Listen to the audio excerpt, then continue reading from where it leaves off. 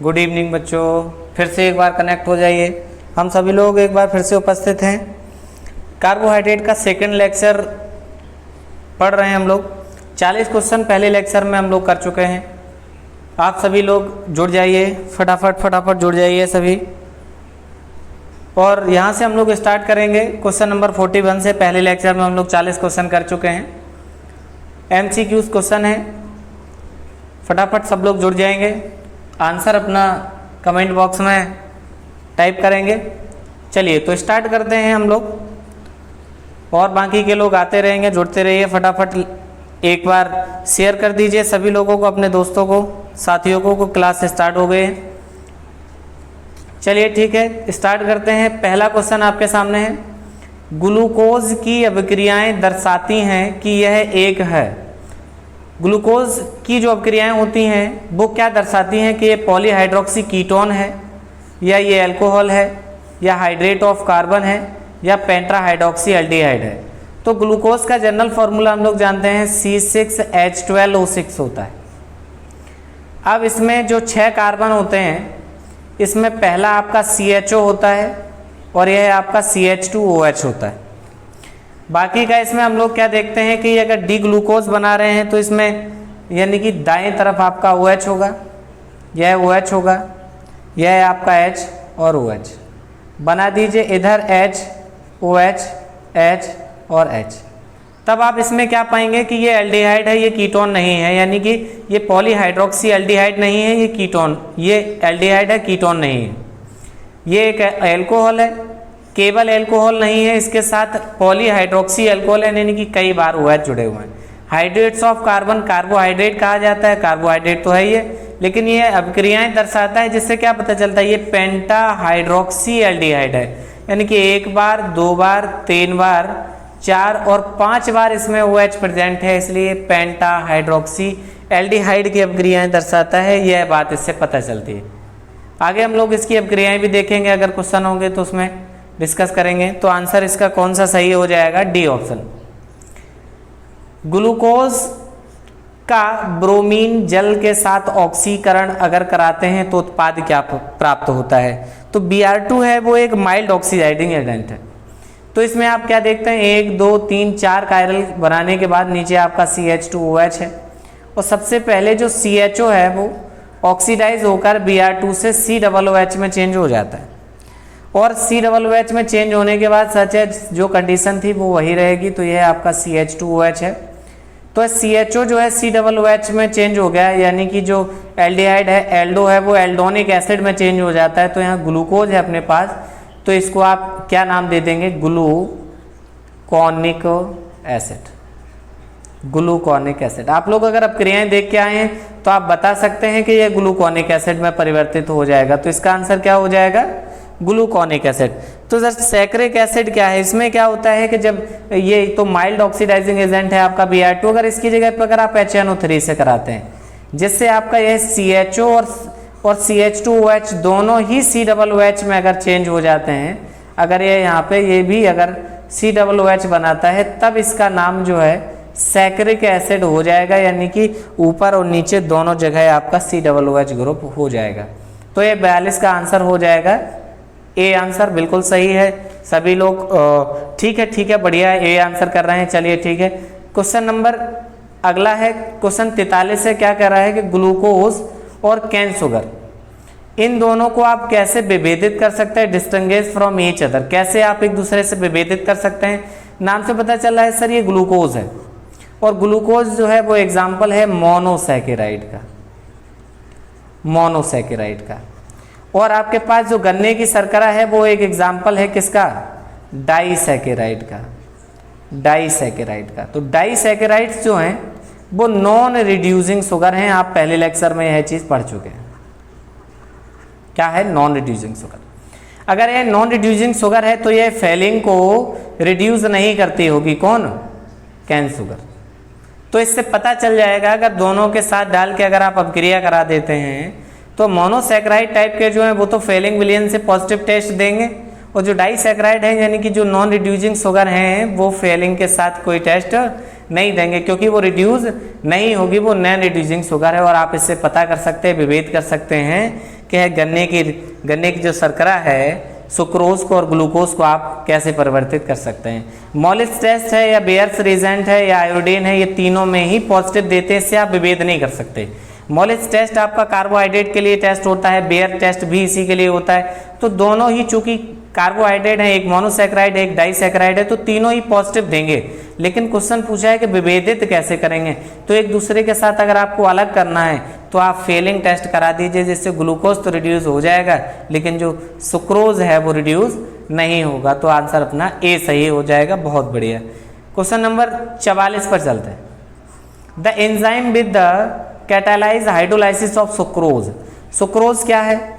C12 H22 O11 plus H2O।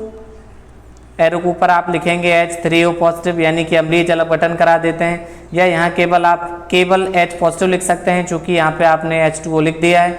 तो यह जल अपघटित तो होकर आप सभी जानते हैं C6H12O6 यानी कि ग्लूकोज प्लस C6H12O6 फ्रक्टोज में चेंज हो जाता है, ग्लूकोज और फ्रक्टोज में चेंज हो जाएगा।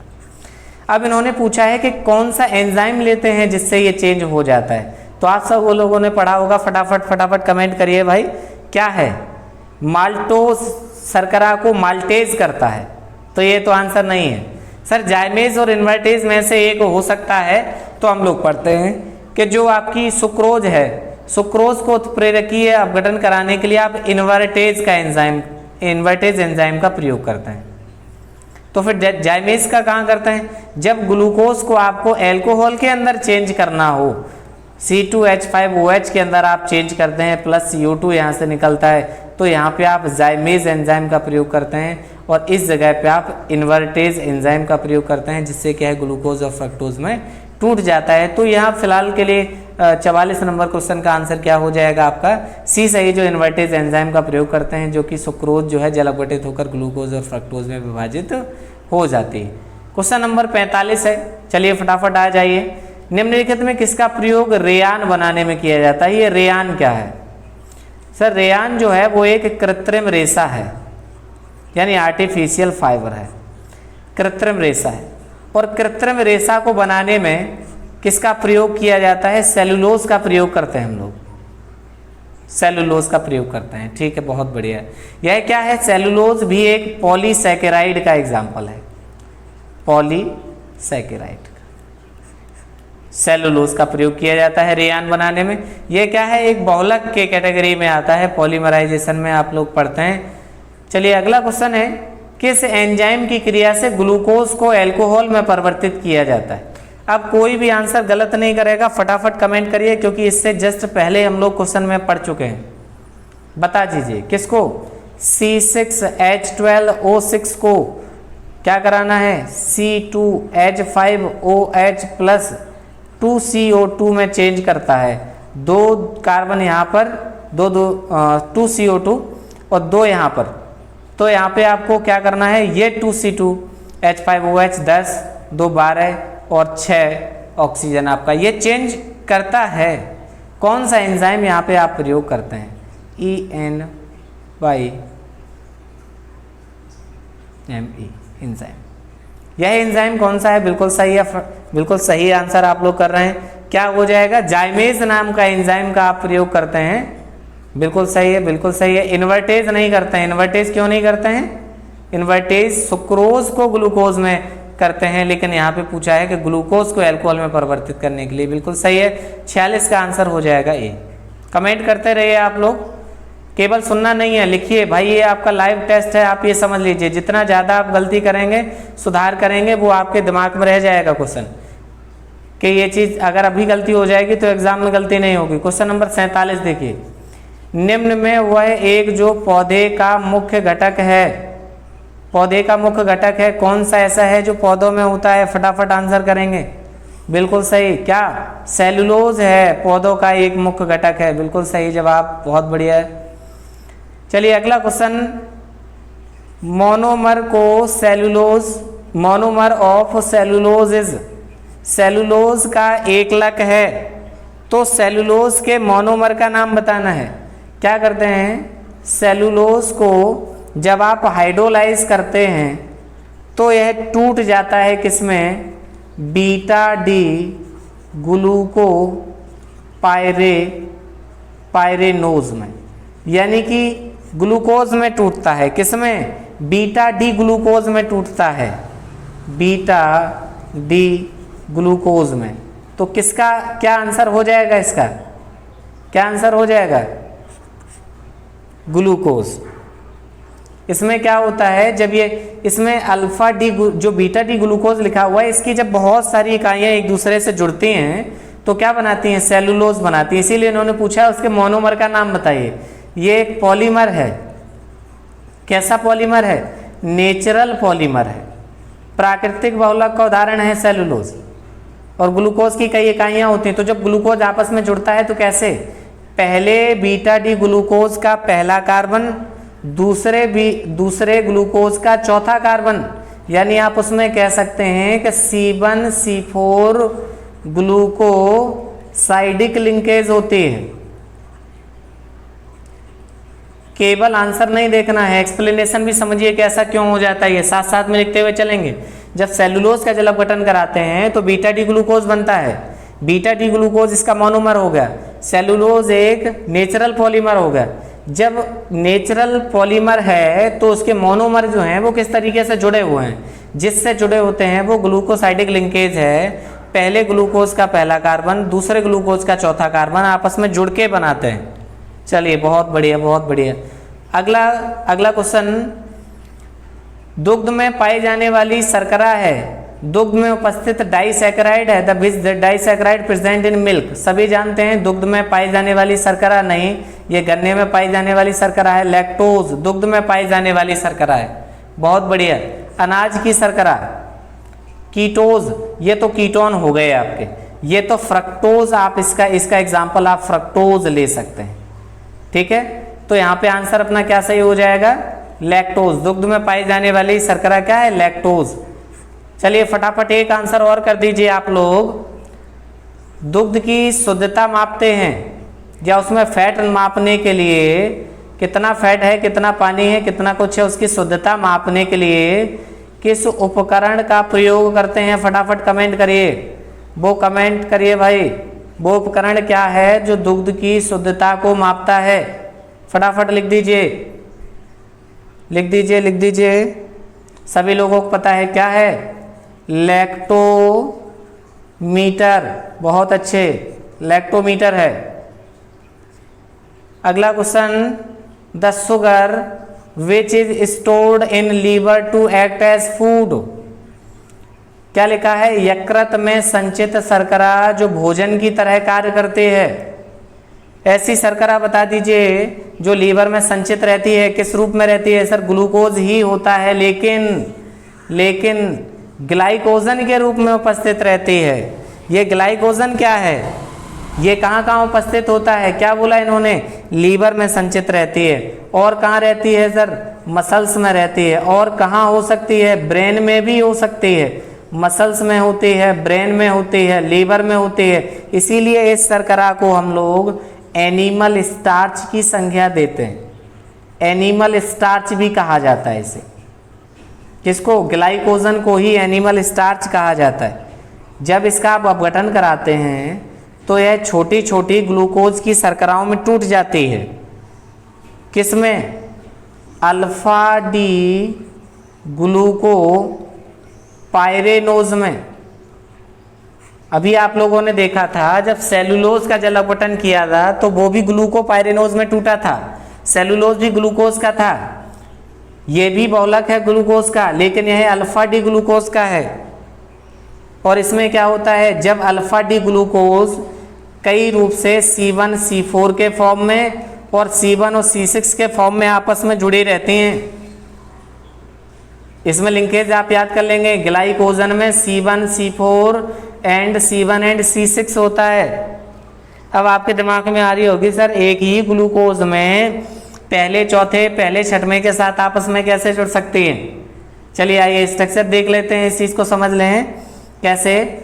इस तरीके से अगर 6 कार्बन का एनोमर टाइप का अगर हम इस तरीके से फॉर्म बनाते हैं तो इसको अगर आप पहला कार्बन मानते हैं तो यह आपका H और यहाँ पर आपका क्या होगा? OH। यहीं पे इसी पहले कार्बन पर ही दूसरे श्रृंखला जुड़ जाएगी।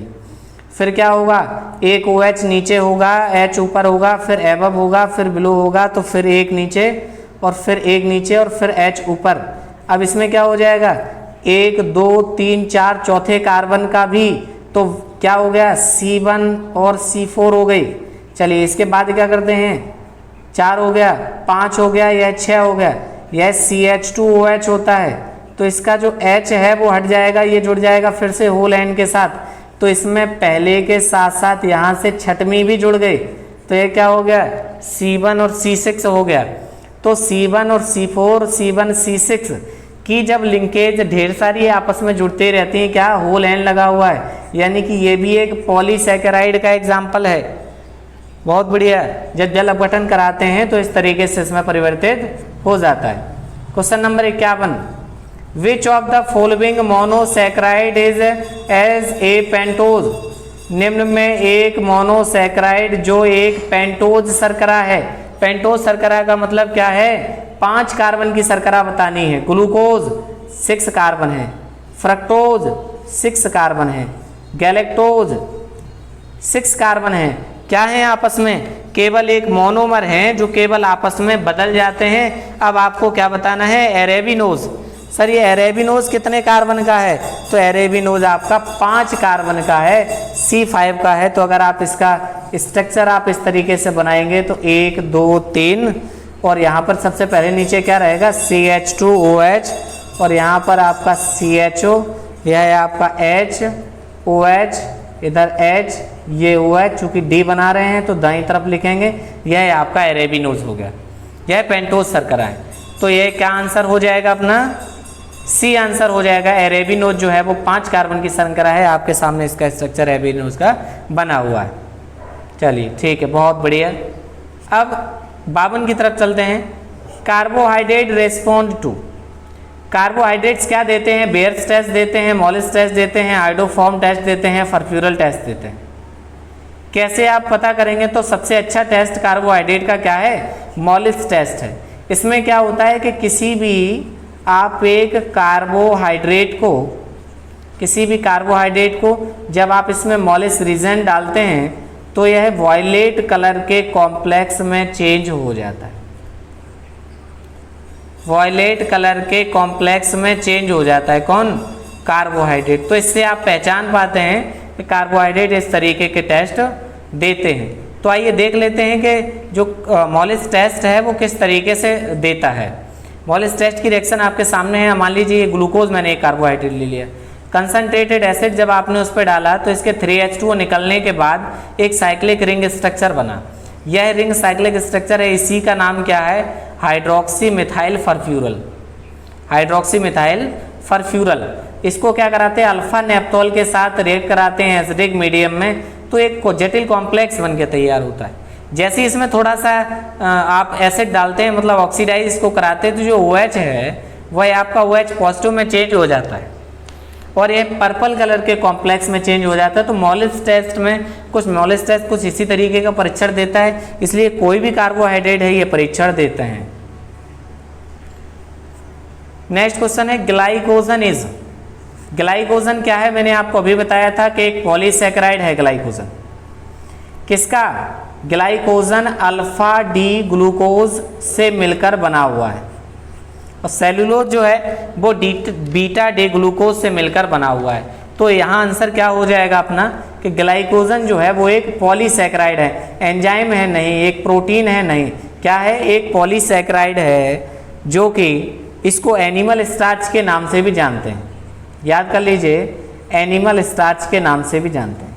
कहाँ मिलता है, मसल्स में मिलता है, ब्रेन में मिलता है, लीवर में भी मिलता है, यानी ग्लूकोज जो है ग्लाइकोजन के रूप में संचित हो जाता है।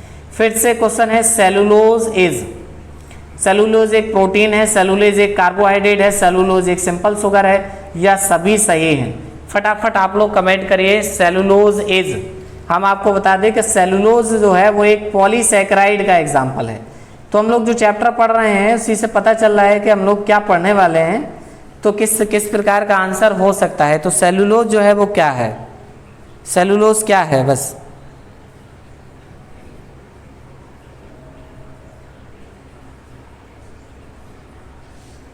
तो क्या है? कार्बोहाइड्रेट।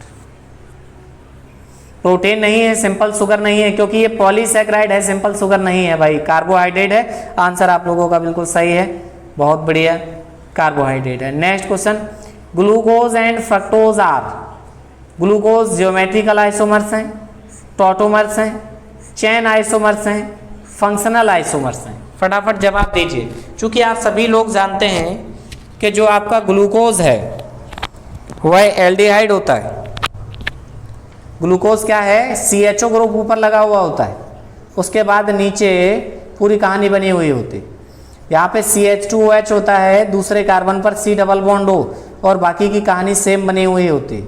तो ये कीटोन है, ये एल्डिहाइड है। क्या दोनों में डिफरेंस है? चूंकि दोनों का फॉर्मूला C6H12O6 होता है। आप सभी लोग समझ पा रहे हैं, जब दोनों का मॉलिक्यूलर फॉर्मूला सेम है, बस क्या बना हुआ है, एक एल्डिहाइड एक कीटोन है, तो क्या चेंज है इनके अंदर? क्या चेंज है? बहुत बढ़िया, क्या चेंज है? फंक्शनल ग्रुप चेंज है सर, क्रियात्मक समूह बदले हुए हैं, इसलिए ये फंक्शनल आइसोमर्स हैं आपस में। क्या है? फंक्शनल आइसोमर्स हैं। नेक्स्ट क्वेश्चन की तरफ मूव कर रहे हैं, चलिए ठीक है, बहुत बढ़िया। 56 नंबर क्वेश्चन आपके सामने है, sugars are converted in liver into, जो शर्करा है वो लीवर किस में परिवर्तित कर देता है? अभी पूछा था कि लीवर में संचित जो शर्करा है वो क्या है? तो आप जानते हैं कि ग्लूकोज जो है वो हमें ऊर्जा के रूप में जो प्राप्त होता है भोजन से, वह ग्लूकोज किस में भविष्य के लिए संचित हो जाता है? लीवर में संचित हो जाता है। किस फॉर्म में संचित हो जाता है? किस रूप में स्टोर रहता है? ग्लाइकोजन के फॉर्म में स्टोर रहता है, ग्लाइकोजन के फॉर्म में स्टोर रहता है। बहुत बढ़िया, चलिए ग्लाइकोजन के रूप में रहता है। Question number 57, alpha D glucose and beta D glucose are, alpha D glucose और बीटा डी ग्लूकोज आपस में क्या हैं? किस प्रकार एक दूसरे से संबंध रखते हैं? बताइए भाई। तो इनका स्ट्रक्चर बनाएंगे। अल्फा डी ग्लूकोज और बीटा डी ग्लूकोज है, अगर इस तरीके से हमने आपको बताया था कि अगर आपको अल्फा और बीटा में अगर डिफ्रेंशिएट करना है, क्या बताया था? याद करने का एक तरीका कि अगर आपके पास अल्फा है तो आपको जो OH लगाने हैं, आप सभी जानते हैं कि यहाँ आपका H है, उसके बाद इस वाले पे OH है, अब इसके बाद जो नीचे ऊपर एक चीज़ कोई परिवर्तन नहीं होता है, CH2OH है, बाकी के HOH में परिवर्तन। तो अगर अल्फा टाइप का अगर ग्लूकोज है तो उसमें आपको क्या याद रखना है? BBAB, इसका मतलब होता है बिलो, फिर बिलो, उसके बाद OH एबव में, फिर उसके बाद बिलो में, और बाकी की बैलेंसी को आप H से पूरा कर दीजिए, यह आपका अल्फा बन गया।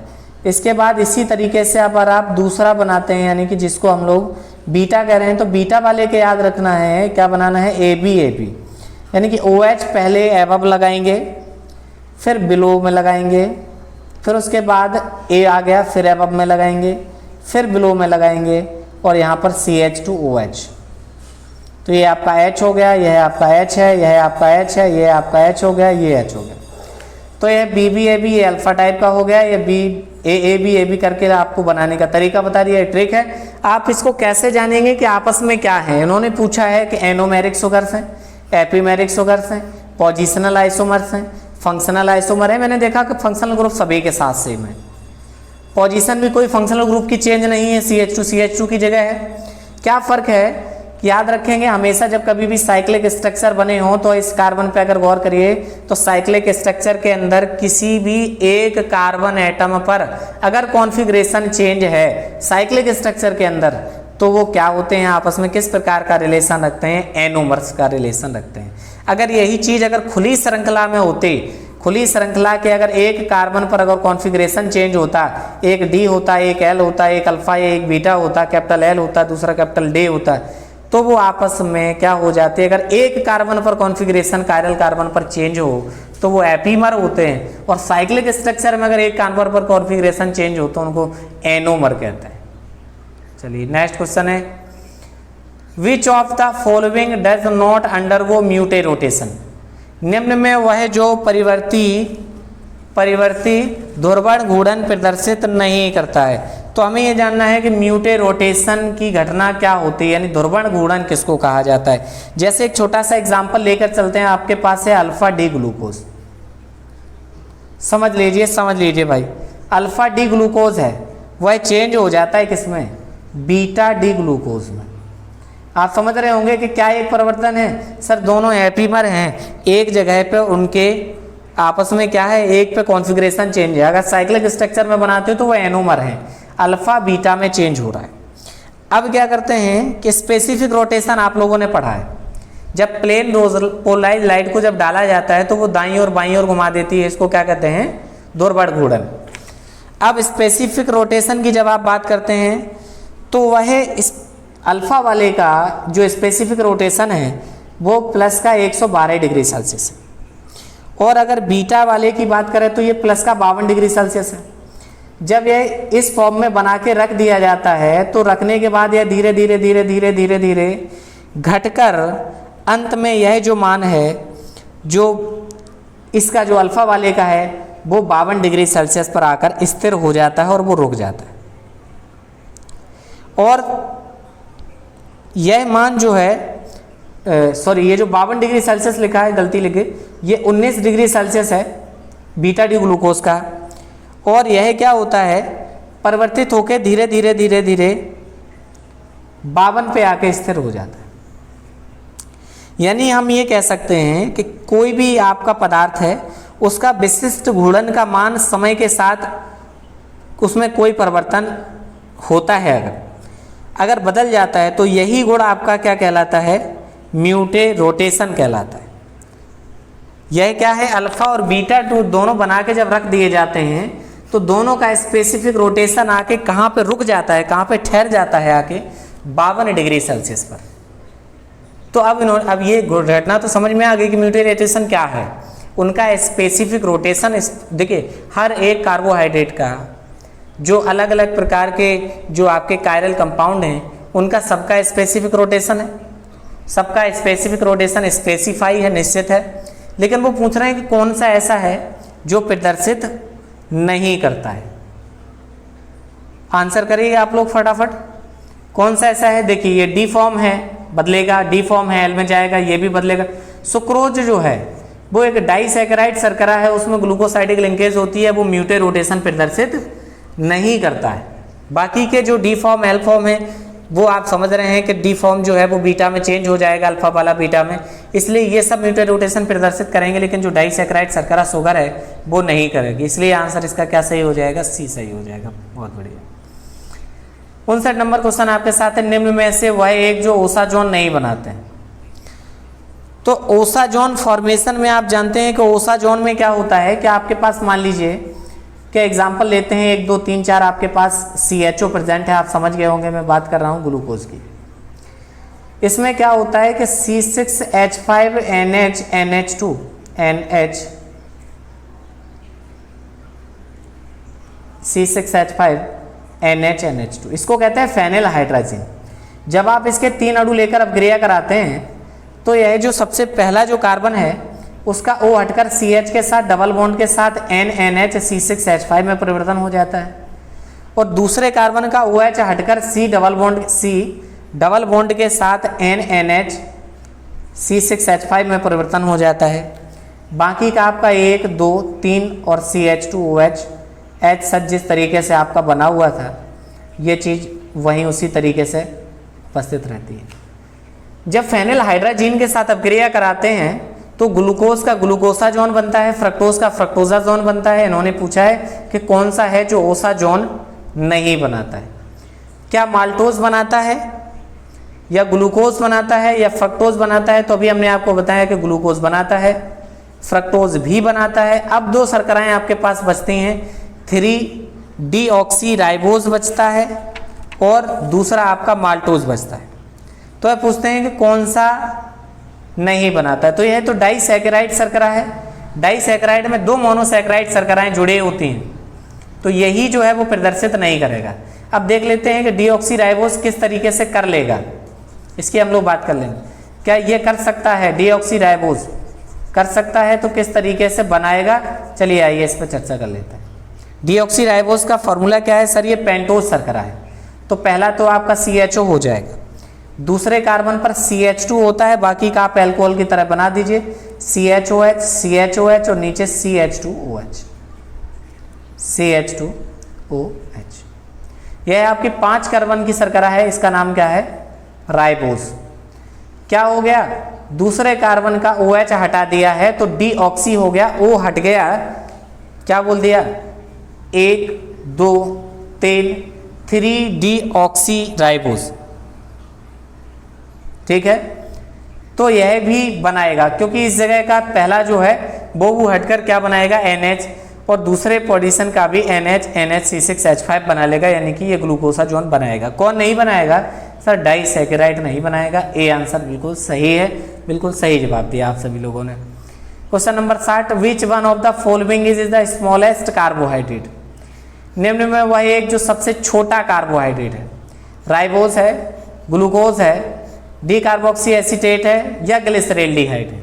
आज सभी लोग जानते हैं कि सबसे छोटा जो कार्बोहाइड्रेट है वो आपका CHO, CHOH और CH2OH है। क्योंकि आप परिभाषा जानते हैं कि एक कायरल होना चाहिए, asymmetric optically active carbon, optically active polyhydroxy और एल्डिहाइड, और कीटोन को ही क्या कहा जाता है? पॉलीहाइड्रोक्सी, एल्डिहाइड और कीटोन ही क्या कहलाते हैं? कार्बोहाइड्रेट कहलाते हैं। बहुत बढ़िया। तो क्या हो जाएगा? सबसे छोटा कार्बन 3 कार्बन का बनेगा, जिसका बीच का कार्बन ऑप्टिकली एक्टिव होगा, जिससे कि बाकी के 4 समूह जोड़ दिए जाएंगे। तो क्या हो जाएगा? इसका डी आंसर सही हो जाएगा। चलिए, which one of the following is a reducing sugar? कौन सी वह है जो अपचाई शर्करा है? ग्लूकोज, इरिथ्रोलोज, गैलेक्टोज या सभी? तो आप सभी जानते हैं ग्लूकोज गैलेक्टोज ही दोनों हैं, तो रिथ्रोज भी, इरिथ्रोलोज जो है वो भी 4 कार्बन की शर्करा होती है, ये भी आपकी एक रिड्यूसिंग शुगर है। इसलिए आंसर यहाँ पे उपर्युक्त सभी सही हो जाएगा। 61 का डी लगा दीजिए। बहुत बढ़िया, 61 का डी, शाबाश। चलिए, तो इरिथ्रोलोज आप, ये गैलेक्टोज आपने देखा, ग्लूकोज आपने देखा, इरिथ्रोलोज क्या होता है? इरिथ्रोलोज के बारे में थोड़ा सा डिस्कस कर लेते हैं। तो आपके सामने स्क्रीन पर है डी इरिथ्रोलोज जो है वो 1 2 3 4 कार्बन आपके सामने है, जिसमें दूसरी पोजीशन पर कीटोन प्रेजेंट है, और इसमें ये अभी क्या बताया था, जब कभी भी आप नोमेनक्लेचर करते हैं डी या एल का आप लिखते हैं, उसका नामकरण करते हैं, तो OH ग्रुप के पास वाले कार्बन जो कायरल है उसके दाईं और बाईं ओर देखते हैं। तो हम तो याद करने का तरीका बताते हैं कि OH दाईं ओर है तो डी लगा दीजिए सर, लेफ्ट साइड है तो एल लगा दीजिए। याद करने का तरीका ये है कि दाईं ओर है तो डी लगा दीजिए, लेफ्ट साइड है तो एल लगा दीजिए। चलिए ठीक है, इरिथ्रोलोज। बहुत बढ़िया। Question number 62, which one of the following are epimers? मैंने अभी आपको बताया कि एपीमर्स क्या होते हैं, यानी कि कोई भी आपके पास कार्बन की श्रृंखला है, उस श्रृंखला में कहीं भी किसी एक, अच्छा पहचानेंगे कैसे कि कौन से एपीमर हो सकते हैं? वो डायास्टीरियोमर्स होंगे। डायास्टीरियोमर्स यानी कि 2 कंपाउंड होंगे जिनके मॉलिक्यूलर फॉर्मूला तो सेम होंगे, लेकिन वो मिरर इमेज भी नहीं होंगे। तो वो ऐसे डायस्टीरियोमर जिनके किसी एक कायरल सेंटर पर कॉन्फ़िगरेशन चेंज हो, उसको क्या कह दोगे आप? एपीमर। अगर साइक्लिक स्ट्रक्चर हो, क्या हो? साइक्लिक स्ट्रक्चर हो तो एनोमर हो जाएगा, ओपन चेन का डायस्टीरियोमर हो तो एपीमर हो जाएगा। तो ग्लूकोज और गैलेक्टोज ये दोनों ऐसी शर्कराएं हैं जो डायस्टीरियोमर्स हैं, माने नंबर ऑफ कार्बन सेम हैं, लेकिन किसी एक कायरल कार्बन पर कॉन्फ़िगरेशन चेंज है। सर वो कार्बन कौन सा है जिस पर इन दोनों के साथ क्या है? एक कायरल सेंटर पर परिवर्तन है। तो किस कायरल सेंटर पर परिवर्तन है, आइए इसको देख लें। ठीक है, स्ट्रक्चर बना के देखते हैं। यह आपका 1 2 3 4, 1 2 3 4 इस तरीके से बना लिया। पहला आपका CHO, यहाँ CH2OH, दोनों ही D बनाएंगे तो बिना सोच के आप दोनों तरफ ही OH लगा दीजिए। फ़र्क दिखा रहे हैं आपको, हम बता रहे हैं कि यहाँ से आप ये कैसे जानेंगे कि ये एपीमर है। OH OH H H OH, मैंने 2 तरफ OH लगाए, इसमें नीचे की तरफ 2 H लगाए। यह शर्करा आपकी मैनोज है। अच्छा, आपको हमें क्या बताना था? गैलेक्टोज।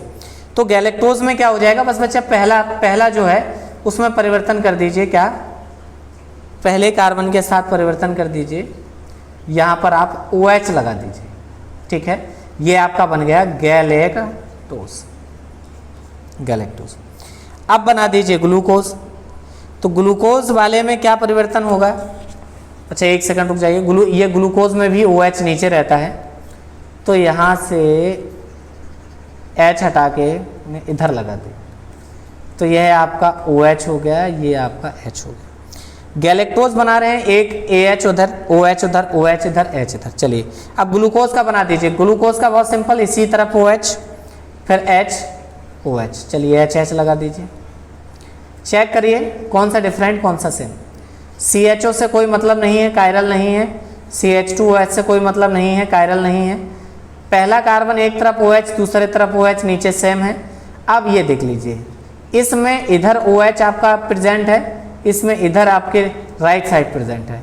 बाकी का H और OH में अगर आप देखेंगे, यह आपका मैंने ग्लूकोज बनाया था, इसमें OH है इधर, तो इसमें OH और H प्रेजेंट है। ऊपर वाले में OH इधर है, इसमें भी OH में, हर जगह सेम है। क्या परिवर्तन है सर? अगर नीचे से गिनते हुए चलेंगे तो ये CH2OH है, यह आपका पहला कार्बन, यह आपका दूसरा कार्बन हो गया। नीचे से गिनते अगर फंक्शनल ग्रुप से नंबर डालते हुए चल रहे हैं तो इधर से 1, इधर से 2, इधर से 3, इधर से 4, इधर से 1, इधर से 2, इधर से 3, इधर से 4। चौथे कार्बन का OH दाएं बाएं है, तो ये सर क्या हो गए? C1C4 एपीमर हो गए। एपीमर हैं पहली पोजीशन पर और चौथी पोजीशन पर दाएं बाएं हैं, इसलिए क्या हो गए? C1C4 एपीमर हो गए। तो ग्लूकोज और गैलेक्टोज दोनों ही एपीमर हो गए। ये दोनों एपीमर क्यों नहीं है सर? ये 5 कार्बन की शर्करा है और यह 6 कार्बन की शर्करा है। ग्लूकोज, गैलेक्टोज, मेनोज आपस में एपीमर हैं। हाँ, यह आंसर सही हो सकता है, ये भी आंसर सही हो सकता है, क्योंकि गैलेक्टोज, मेनोज और ग्लूकोज तीनों ही हैं। मेनोज और ग्लूकोज आपस में C1 और C2 रखते हैं, गैलेक्टोज और मेनोज C1 और C4 रखते हैं, इसलिए आंसर बी नहीं, बहुत करेक्ट आंसर सही होगा C4, क्योंकि इसमें तीनों कर रहे हैं। तो गैलेक्टोज, मेनोज, ग्लूकोज करेक्शन कर लो बेटा। 62 का आंसर जो लोग बी कर रहे हैं वो क्या करें? सी कर लीजिए, समझ लीजिए, क्योंकि गैलेक्टोज, मेनोज और ग्लूकोज तीनों ही करते हैं। मेनोज और ग्लूकोज जो हैं वो C1 C2 एपीमर हैं और मेनोज और गैलेक्टोज C1 और C4 एपीमर हैं। बहुत बढ़िया, चलिए चेंज करिए, ठीक है। 63, केवल वह कार्बोहाइड्रेट जिसके पास कायरल परमाणु नहीं है, बाकी के सबके पास कायरल है। कौन ऐसा है जिसके पास कायरल नहीं है? ग्लिसरैल्डिसाइड सबसे छोटा है, इसके पास है। एरिथ्रोज किसको कहा जाता है? आपको तरीका बताया था, याद करिए, TOES। क्या लिखते हैं? TOES। थ्रियोज में ग्रुप अपोजिट हो, मान लीजिए इस तरीके से बना दीजिए। यह आपका CHO प्रेजेंट है, CHO।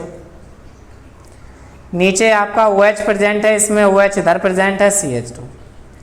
अब एक दूसरा ऐसा ही स्ट्रक्चर बना दिया जिसमें OH दोनों सेम साइड हैं और इसमें किनारे की तरफ बना हुआ है। तो इसमें एक साइड है, क्या है? Same side erythro, opposite side थ्रियोज।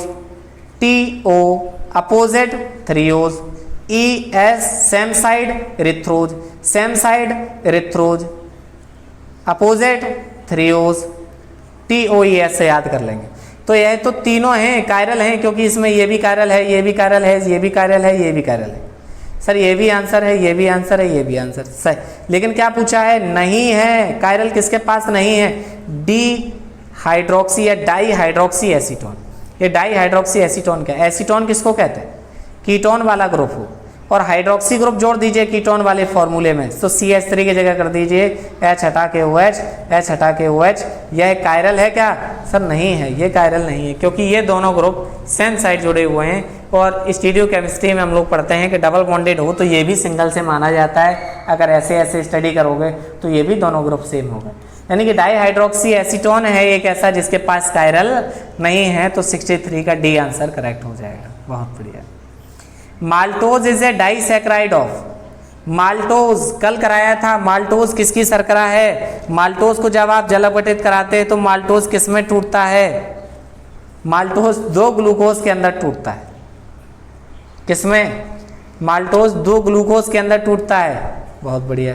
तो क्या हो जाएगा 64 का? सही हो जाएगा। कौन सा ऐसा है जो ग्लूकोज और गैलेक्टोज में टूटता है? ग्लूकोज में और गैलेक्टोज में? बहुत बताइए भाई। लैक्टोज कौन सी? लैक्टोज, ग्लूकोज, ये लैक्टोज, ये एक तो मैनोज दे दी, एक तो मोनोसैकेराइड दे दिया, एक डाइसैकेराइड दे दिया, एक मोनोसैकेराइड एक डाइसैकेराइड। नहीं भाई, ग्लूकोज और ग्लूकोज 2 में टूटता है माल्टोज। लैक्टोज टूटता है ग्लूकोज और गैलेक्टोज में। इन्होंने पूछा है कि माल्टोज, अभी आपने पढ़ा है कि माल्टोज जो है वो 2 ग्लूकोज में टूटती है। सही है सर। ग्लूकोसाइडिक लिंकेज बता दीजिए कि माल्टोज में ऐसे किस तरीके से दोनों आपस में जुड़े होते हैं, कैसे जुड़े होते हैं दोनों ग्लूकोज। तो आइए इसकी स्ट्रक्चर हम आपको बताते हैं कि कैसे दो। यहाँ पे आपका एक ये ग्लूकोज हो गया, इसी तरीके से आपका एक दूसरा ग्लूकोज हो गया, तब आपस में जोड़ते हैं तो इसका जो OH है ये वाला ऐसे करके और ये वाला आपस में जुड़े होते हैं। 1 2 3 4, इसका 4 हो गया और इसका पहला तो C1 और C4 हो गई। और कौन सी C1 C4 हो गए सर? अल्फा डी ग्लूकोज जो होते हैं वो रहते हैं। तो माल्टोज जो शर्करा है वो 2 ग्लूकोज के अणुओं से मिलकर बनी होती है। वो 2 ग्लूकोज के अणु, एक कार्बन का पहला दूसरे का चौथा कार्बन मिलकर आपस में अल्फा डी के डी ग्लूकोज मिलकर ग्लूकोसाइडिक लिंकेज से जोड़कर क्या बनाते हैं? एक माल्टोज शर्करा बनाते हैं। इसलिए आंसर क्या सही हो जाएगा? 1,4। फ्रक्टोज क्या है? फ्रक्टोज क्या है? C6H12O6 है। किसकी है सर? फ्रूट शुगर है। पके फलों की शर्करा है। 6 कार्बन की है, हेक्सोज है। सही है। कीटोन होता है, कीटोज है। 5 कार्बन की है। नहीं भाई, 2 बातें सही हैं, A और B सही हो जाएगा। फ्रक्टोज क्या है? फ्रक्टोज हेक्सोज भी है, फ्रक्टोज कीटोज भी है, 6 कार्बन का है, कीटोन है, इसलिए आंसर A और B सही हो जाएगा। 67। Which one is correct? कौन सा सही है? सुक्रोज टूटता है ग्लूकोज और फ्रक्टोज में। नंबर 100% बिल्कुल सही बात है। माल्टोज टूटता है 2 ग्लूकोज में। सर ये भी सही बात है। लैक्टोज टूटता है ग्लूकोज और गैलेक्टोज में। सर हम समझ गए, जब तीनों बातें सही हैं तो आंसर कौन सा सही होगा? सभी लोग लगा दीजिए 61 का आंसर। फटाफट लगा दीजिए 67 का आंसर। 67 का आंसर क्या हो जाएगा? उपर्युक्त सभी। बहुत बढ़िया। चलिए 68। Lactose is 1,4 disaccharide. लैक्टोज जो है 1,4 सैकेराइड है, डाइसैकेराइड है। बता दिया उसने पहले ही। तो लैक्टोज बता दीजिए किस में टूटती है सर? ग्लूकोज और गैलेक्टोज में। ग्लूकोज और गैलेक्टोज में टूटती है। कौन सी लिंकेज होती है इसमें? क्या होते हैं? बीटा होती है। 1,4 बीटा होती है। माल्टोज में 2 ग्लूकोज के जो होते हैं वो अल्फा के 1,4 के साथ होते हैं। बहुत बढ़िया। ग्लूकोज और मेनोज आर, अभी करके आए हम लोग। ग्लूकोज, मेनोज और गैलेक्टोज तीनों आपस में किसका रिलेशन रखते हैं? ऐसे डायास्टीरियोमर जिनके किसी भी एक कार्बन पर कॉन्फ़िगरेशन चेंज हो, आपस में एपीमर का रिलेशन रखते हैं। डायास्टीरियोमर्स हों, किसी एक कार्बन पर केवल कॉन्फ़िगरेशन चेंज हो, एपीमर होते हैं। साइक्लिक एपीमर्स को क्या कहते हैं? कमेंट कर दीजिए फटाफट। साइक्लिक एपीमर, साइक्लिक एपीमर क्या कहलाते हैं? साइक्लिक एपीमर क्या कहलाते हैं? फटाफट आंसर करिए। बहुत बढ़िया, बहुत बढ़िया। क्या कहलाते हैं? एनोमर्स कहलाते हैं। अगर खुली श्रृंखला के हैं तो एपीमर हैं, और साइक्लिक एपीमर को ही एनोमर कहा जाता है। बहुत बढ़िया। नेक्स्ट क्वेश्चन की तरफ मूव करते हैं। Which of the following compound will not show mutarotation? निम्न में वह यौगिक जो परिवर्तित ध्रुवण घूर्णन प्रदर्शित नहीं करता है। अभी बताया था डी फॉर्म वाले सभी करते हैं। कौन सा? मिथाइल। इसके साथ एक सब्स्टिट्यूट लगा दिया, एक ग्रुप लगा दिया जो ग्लूकोपाइरेनोसाइड है। कह रहे हैं म्यूटेरोटेशन करता है कि नहीं करता है? म्यूटेरोटेशन करने के लिए अल्फा बीटा में, बीटा अल्फा में चेंज हो जाता है। और क्या हो जाता है? स्पेसिफिक रोटेशन, जिसका विशिष्ट घूर्णन क्या हो जाता है? कांस्टेंट हो जाता है, एक समय के बाद परिवर्तित नहीं होता है, इस चीज़ को क्या कहते हैं, म्यूटेरोटेशन। तो कौन प्रदर्शित नहीं करता है, मिथाइल का जो सब्स्टिट्यूट है वो नहीं करता है, जो मिथाइल का सब्स्टिट्यूट ग्रुप है वह नहीं करता है। तो मिथाइल का सब्स्टिट्यूट ग्रुप कैसा सर, इस तरीके से अगर आपके पास ये ठीक है बता ही दे रहे कि मिथाइल वाला क्यों करेगा, ध्यान से सुनो। यहाँ पर H है, यहाँ OH है, इस OH की जगह क्या लिख देते हैं, OCH3, बाकी का सब सेम है, ये मिथाइल का सब्स्टिट्यूट हो गया, ये म्यूटेरोटेशन नहीं करता है, एक बल्कि ग्रुप की तरह नीचे जुड़ जाता है और ये आपस में परिवर्तन नहीं कर पाता है, तो वो चेंज ही नहीं होता है अल्फा से बीटा में, इसलिए म्यूटेरोटेशन प्रदर्शित नहीं करता है। क्लियर हो गया होगा सब लोगों को। चलिए, which one of will show mutarotation, वह जो म्यूटेरोटेशन प्रदर्शित करता है, सुक्रोज, स्टार्च, सेलुलोज, माल्टोज, कौन सा ऐसा है जो करता है? सुक्रोज डाइसैकराइड है, पॉली, अरे भाई ये थोड़ा क्वेश्चन गलत लिख गया, इसमें ऑप्शन नहीं है आपका, कौन सा ऐसा है जो प्रदर्शित करता है। आप इसमें आप बदल सकते हैं, माल्टोज की जगह अगर आप ग्लूकोज कर लें तो आंसर इसका सही हो जाएगा, आंसर डी मान लीजिए, बाकी का इनमें से कोई नहीं करता है इसलिए इसका आंसर ही नहीं था उसमें, तो आप ग्लूकोज कर लीजिए, ठीक है। चलिए, consider the following reaction, glucose mannose में परिवर्तित होता है, ग्लूकोज में कोई रीजन डाल के आप मैनोज में परिवर्तित कर देते हैं, यह क्रिया एनोमराइजेशन है, रेसिमाइजेशन है, एपीमराइजेशन है या कन्वर्जन है। तो आप सभी लोग जानते हैं क्या है, फटाफट लिखिए क्या है।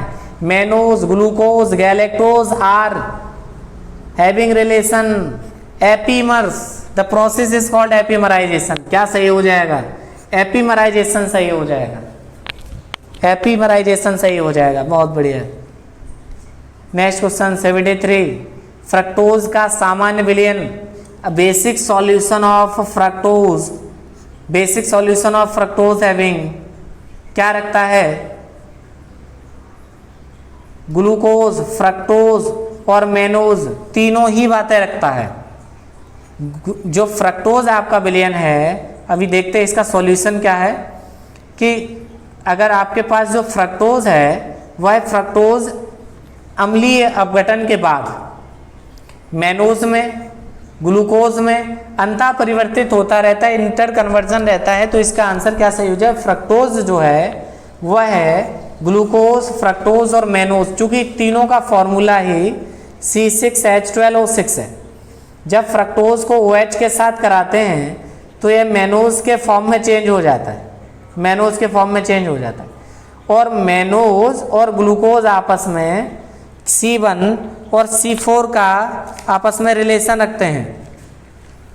क्या करते हैं हम लोग कि मैनोज की और ग्लूकोज की बात करें, सॉरी C2 है, मैनोज और ग्लूकोज C1 और C2 का रखते हैं आपस में रिलेशन, ठीक है। तो 73 का डी आंसर सही होगा। विच of the following sugar is least sweetest, सबसे कम मीठी शर्करा है। सबसे ज्यादा मीठी तो ग्लूकोज हो गया आपका, सबसे कम मीठी पूछी है तो आपकी माल्टोज शर्करा है जो सबसे कम मीठी शर्करा में यहाँ ऑप्शन में गिनी जाएगी। सुक्रोज भी मीठी है, फ्रक्टोज भी मीठी है, ग्लूकोज भी मीठी है, इन सब की तुलना में सबसे कम मीठी माल्टोज शर्करा है, इसलिए आंसर 74 सही हो जाएगा, बहुत बढ़िया।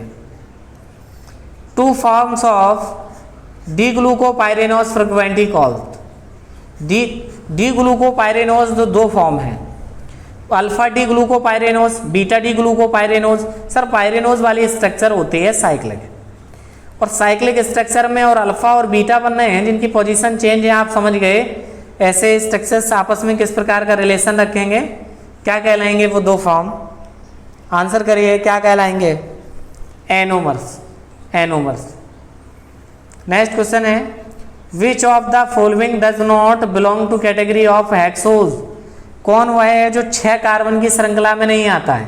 Glucose sir 6 carbon, fructose 6 carbon, galactose 6 carbon, ribose sir यही है वो शर्करा जिसमें केवल 5 कार्बन पाए जाते हैं।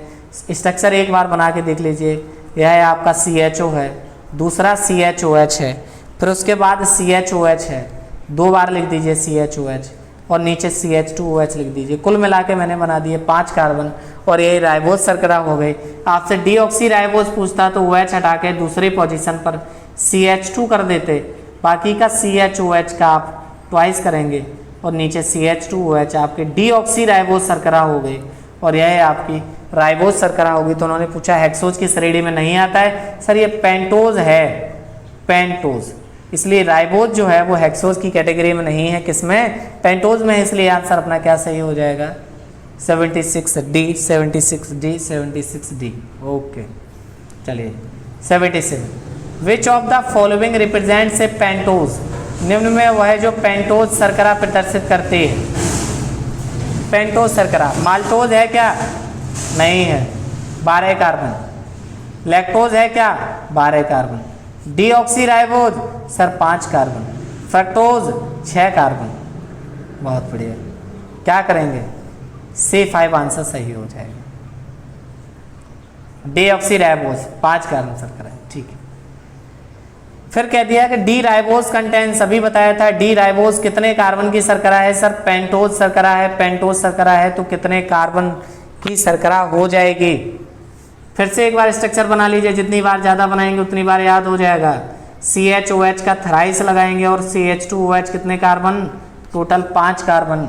डी राइबोज आंसर क्या सही हो जाएगा 78। 78 का क्या लगा दीजिए 78 का B, 78 का B, बहुत बढ़िया। 79 D galactose contains, D galactose, galactose में कार्बन की संख्या, गैलेक्टोज में कार्बन की संख्या 6, बहुत सुंदर 6 होगा गैलेक्टोज में। यह डी क्यों होगा, जब यह कार्बन का बनाया जाएगा, आपको हमने क्या बताया था, आपके पास CH2OH है, अगर आप OH अगर दाएं तरफ लगाते हैं, दाएं के लिए डी लगा दीजिए। इस तरीके से अगर कोई स्ट्रक्चर आप बनाते हैं और अगर आप लेफ्ट साइड लगाते हैं तो L लगा दीजिए, L लगा दीजिए, इसको आप। चलिए next question, in alkaline medium fructose, क्षारीय माध्यम में फ्रक्टोज क्या है, एक रिड्यूसिंग है, नॉन रिड्यूसिंग है, एक एल्डोज है या फ्यूरोनोज है। सर किसी भी माध्यम में है ग्लूकोज, फ्रक्टोज क्या है, एक रिड्यूसिंग शुगर है, एक रिड्यूसिंग शुगर है। बढ़िया है, चलिए ठीक है, अब दूसरी क्लास का टाइम हो रहा है तो आज के लिए इतना ही रखते हैं। अब लास्ट 3rd लेक्चर में हम लोग कुछ बचे हुए क्वेश्चन और कर लेंगे, उसके बाद कार्बोहाइड्रेट समाप्त करेंगे। तो आज के लिए इतना ही रखिए। आपको अगर इसकी PDF चाहिए तो यह PDF आपको टेलीग्राम चैनल पे, आपको MK केमिस्ट्री अड्डा पर आप चले जाइए, वहाँ से आप डाउनलोड कर सकते हैं। अगर आप चैनल पर नए हैं तो आप MK केमिस्ट्री अड्डा के नाम से आप चैनल सब्सक्राइब कर लीजिए। और अगर आप नोट्स चाहते हैं, अगर आपको कोई पर्सनली और कोई समस्या है तो आप नोट्स से संबंधित इस चीज़ के लिए आप WhatsApp नंबर पर आप मैसेज कर सकते हैं। चलिए ठीक है, तो आज की क्लास को यही एंड करते हैं। आप सभी लोगों का बहुत बहुत धन्यवाद। आप सभी लोग जुड़े, पढ़ते रहिए, आप लोग इसी तरीके से मेहनत करते रहिए, लाइक शेयर सब्सक्राइब करते रहिए, जिससे कि हमें भी मोटिवेशन मिलता रहे। चलिए बहुत बढ़िया।